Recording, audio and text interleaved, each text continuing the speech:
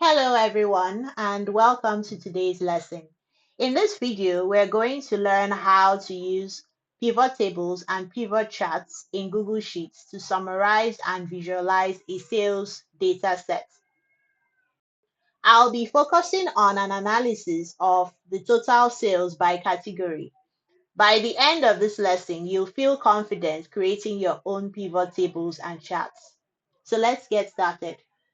Let's begin our analysis for total sales by category. The columns of interest have already been highlighted, which are category and sales columns. If you notice, the category column has multiple categories with the same type appearing. So they might have been products bought at different times. You can see furniture appearing multiple times. Now, in our analysis, what we are trying to do is group each of the same category type. For all furniture categories that exist in this data set, we want their total sales. The same goes for office supplies and electronics as well. And we're going to do this using a pivot table. Now, to create a pivot table, you can highlight the entire data set or just click in one of the cells and then go to Insert and then click on Pivot Table. Now, when the option pops up, you have the option to choose new sheet or an existing sheet. I always go for a new sheet because it reduces clutter. Okay, so now we're in a new page and we can now add rows, columns, or values, filters into our pivot table. But what is a pivot table?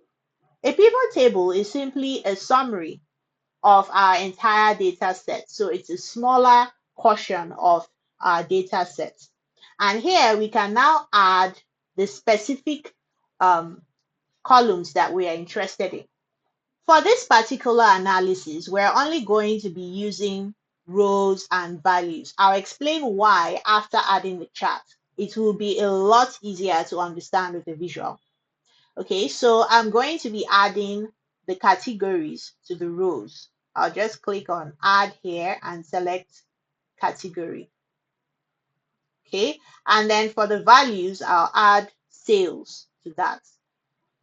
All right, we don't need grand total, so I'll just uncheck show totals under category.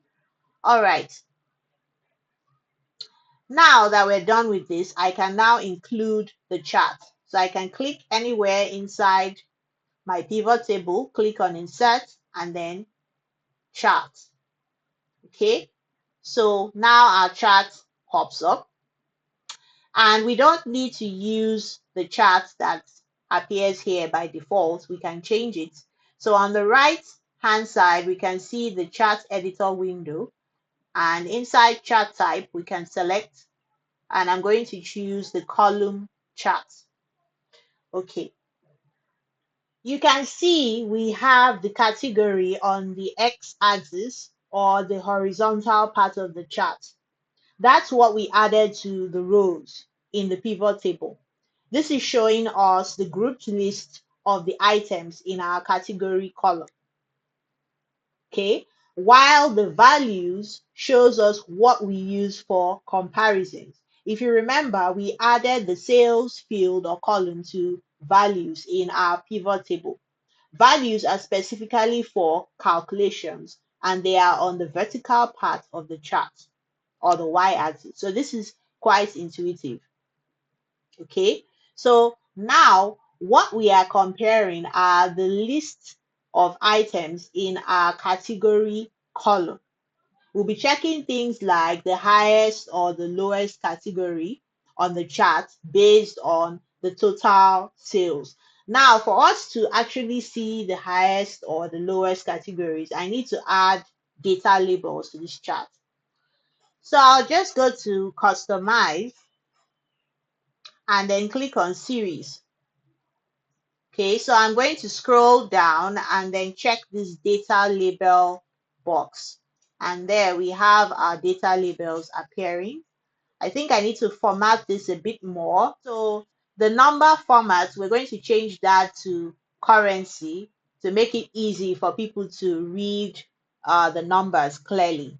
Okay, so from what we can see here, the highest is the furniture, which is 165,770, and the lowest is electronics, which is 160,398 dollars, right? So we've done a simple analysis for total sales by category. Okay, and we can clean up this chart a bit more. We can click on the chart title and change that to total sales by category. And then we can also get rid of these axis titles. We double click on it and then we delete it because we don't need it. It's taking up space. Okay, there. Okay, we can also adjust this title. We can make it bold. We can also center it as well. Okay, and now our chart is looking more presentable.